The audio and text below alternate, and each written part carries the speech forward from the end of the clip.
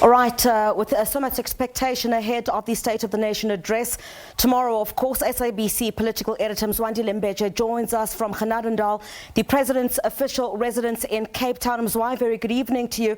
Well, I understand that the President is expected to meet with ministers in the economic cluster at this hour. Well, this sure gives an indication that the state of the economy will be high on his sonar. I don't like that sound.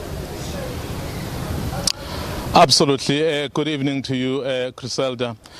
This is a clear indication, Griselda, that tomorrow when the President delivers that State of the Nation address, it will be so much about the economy.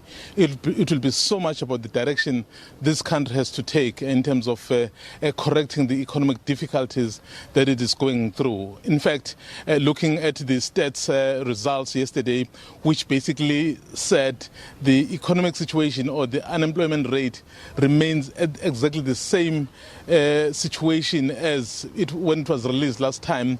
So you can see it can't be business as usual. So what the President is doing here today, as you have indicated, Griselda, is that he is meeting the ministers from the economic clusters. You can see that they are going to come up with the strategies and perhaps with the plan of really turning the economy around. Yeah. In the interview that we had earlier with him, he basically said, Griselda, so we will make sure that we come up with a clear plan, and that plan we want every South African to support so that we can turn the situation around. So that's what we expect as he meets those ministers. Well, Mzwai, it was also quite a full day earlier. The President met with young entrepreneurs.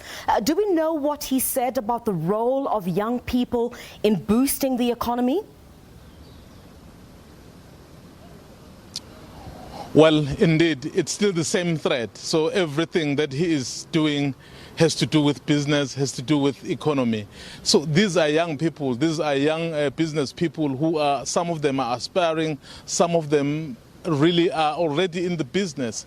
So he used that opportunity to then get ideas, because it was a dialogue, to get ideas as to what is it that we need to do together. Because at the end of the day, I think there's something that he said, even quoting the African proverb earlier, to say, if you walk alone, you will go very, very, very fast. Yeah. But if you walk with other people, you will go very, very, very far.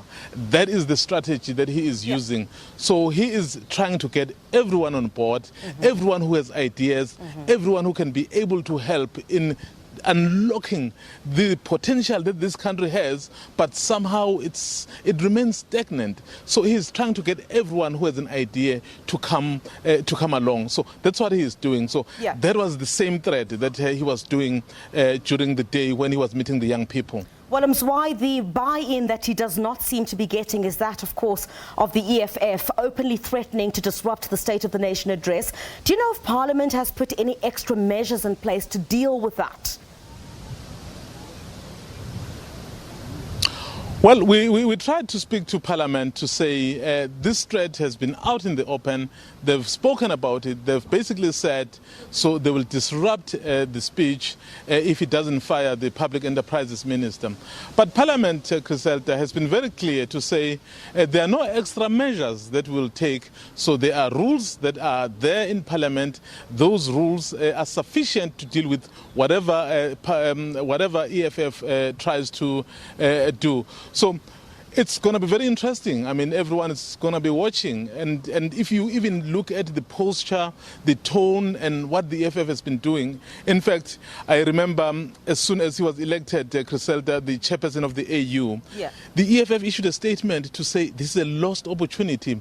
President Ramaphosa is not the person to lead the African continent, to lead the integration.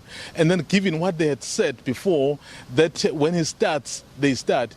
So I think Parliament, though they will not say much, what is it that they will do, but I can tell you there will be measures, even not announced to us, to make sure that those issues really don't affect the President, because I think millions of South Africans would want to hear what the President says, and I think Parliament has a role to make sure that they create an environment that will enable the President to speak to them. All right, thank you very much indeed to SABC political editor Mzwandile Mbeje joining us from Genadendal, the President's official residence in Cape Town, of course ahead of the State of the Nation address tomorrow. A bit later on, we'll speak to the Deputy Speaker of the National Assembly to find out perhaps what measures they've put in place. Tsepiso?